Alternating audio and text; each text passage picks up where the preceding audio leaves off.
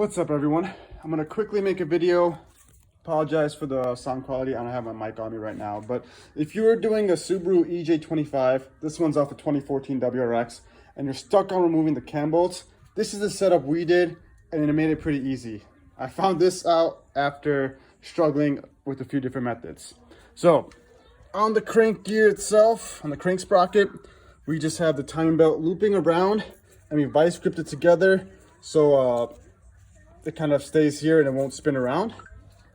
Have it coming up over the first cam gear, around to the second cam gear, looped all around, and then having someone pull over there so it all stays in place. Tried a few different other ways and it kept on slipping and it wasn't working because these are on there super tight. I think they're like 75 foot-pounds, but it's just really hard to take them off. So that's what I did. And I then took my big breaker bar with a 10mm Allen wrench socket. I put it on there and just pushed down really hard and it broke both of them loose. That's the dirty socket. That one was a harder one. This one came out not as bad. So if you got stuck on there, here's just a quick video to show you how to lock the cams in place and remove it. Thanks for watching. Stay tuned for my other videos on this car. Peace.